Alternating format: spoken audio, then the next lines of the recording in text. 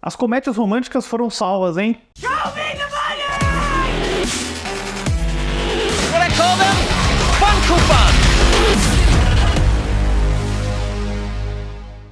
Olá, fãs da sétima arte, meu nome é Lucas Nascimento e esse é o Lucas Filmes, e hoje eu tô aqui para falar sobre os números de bilheteria desse final de semana nos Estados Unidos e no mundo. Mas antes eu pedi para você curtir esse vídeo, se inscrever no canal e ativar o sininho para não perder notificação dos próximos vídeos. Vamos lá, porque esse é o primeiro final de semana de 2024, representando aí mais um período bem fraco, né? O mês de janeiro costuma ser bem mais devagar, quando você não tem um grande lançamento de dezembro, como foi o Avatar 2 em 2022, mas temos aí uma disputa bem interessante, especialmente nesses 4 primeiros lugares, que seguem aí na liderança do Wonka, o filme do Paul King da Warner Bros., que assumiu a liderança novamente no seu terceiro final de semana com uma arrecadação de 14,43 milhões de dólares, levando a bilheteria doméstica para 164,65 milhões, e no mundo inteiro ele já passa de 400 milhões de dólares. Eu repito, esse é o sucesso surpresa do final do ano passado. Eu acho que nem a Warner Bros. Talvez estivesse esperando um sucesso tão grande por esse prelúdio da Fantástica Fábrica de Chocolate, solidificando aí o Timothée Chalamet como um desses astros que conseguem atrair público. Eu acho que a presença dele ajuda bastante esse sucesso do Wonka, a recepção crítica do filme, o pessoal gostou bastante e, né, a ausência de um grande filme de final de ano, de um grande espetáculo, com certeza favoreceu a sorte do Paul King. E a Warner também anunciou que o Wonka vai chegar em plataformas digitais a partir de 30 de janeiro, então ele tem aí mais uns 23 dias de exclusividade nos cinemas para, quem sabe, levar essa marca aí para mais de 200 milhões nos Estados Unidos, mais de 600 milhões no mundo inteiro, $500 milhão para Wonka. Isso não estava nas minhas previsões de início do ano. E em segundo lugar, a gente tem a única grande estreia da semana, que é o terror Mergulho Noturno, lançamento da Universal com a Blumhouse, que trouxe um valor bem tímido de $12 milhões. É mais um filme original, parceria do Jason Blum com o James Wan, e eles meio que estão tentando replicar aquele sucesso gigantesco do Megan há exatamente um ano atrás, em 6 de janeiro de 2023, onde o filme da boneca assassina estreou com mais de $30 milhões. Mergulho Noturno fez nem metade disso, mas ele não precisa começar a se desesperar ainda, porque o orçamento do filme foi bem baixo, ele custou $15 milhões, uns $40 milhões já salvariam esse filme, mas ele foi meio mal recebido, ninguém gostou muito dele, já não parecia tão bom. No mundo inteiro, a estreia aí do Mergulho Noturno foi de $17,7 milhões. Ele estreia no Brasil no dia 18 de janeiro e eu não tenho grandes expectativas, né? E agora que o pessoal tá falando que ele não é muito bom, meu hype definitivamente desceu mais um pouco. Em terceiro lugar, a gente tem Aquaman 2, O Reino Perdido, também da Warner Bros., o último filme do DCU, que nessa semana trouxe $10,61 milhões, finalmente levando a bilheteria doméstica dele para $100 milhões. E no mundo inteiro ele já tá aí na casa de $300 milhões.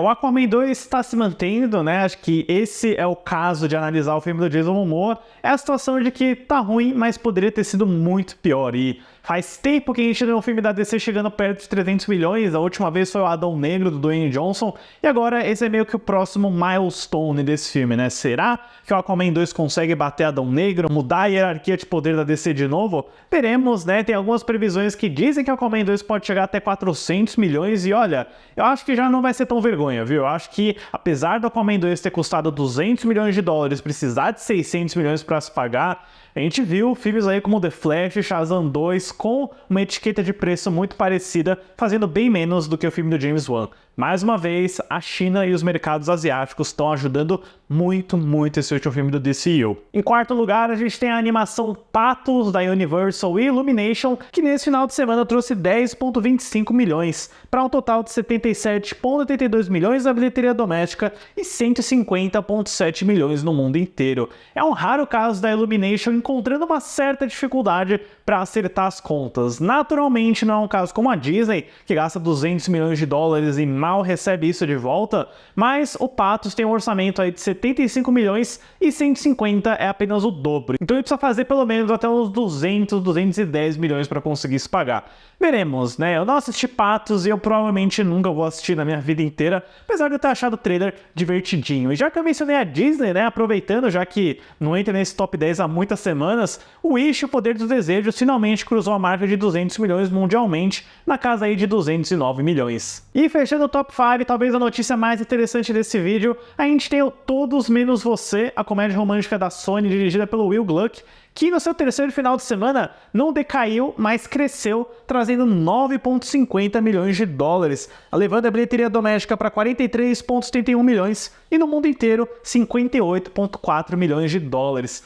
Esse foi um filme que estreou meio timidamente durante o Natal, mas ele foi o único que não caiu, que se manteve e que conseguiu crescer ao longo de semanas. Isso é extremamente raro, como a gente vê aqui pelo canal, e é um ótimo sinal para essa ressurgência de comédias românticas movidas por astros, né? A gente não tá falando de gente muito conhecida, né? Sydney Sweeney e o Glenn Powell são atores mais conhecidos na TV ou de papéis coadjuvantes. Isso é muito bom, mostra o boca a boca do filme, mostra o impacto em redes sociais, né? Pelo que eu vejo, esse filme é muito comentado no TikTok. E mais uma vez, como ele custou bem mais barato do que outros filmes do gênero, só 25 milhões de dólares, ele já tá muito perto de se pagar. Isso com certeza vai acontecer na próxima semana, talvez. Veremos se o Todos Menos Você consegue chegar na marca de 100 milhões de dólares. Isso seria bem legal e bem interessante. Lembrando que o filme estreia aqui no Brasil no dia 25 de janeiro. E dando sequência ao top 10 do final de semana, em sexto lugar a gente tem A Cor Púrpura com 4,77 milhões e um total de 54,62 milhões na bilheteria doméstica.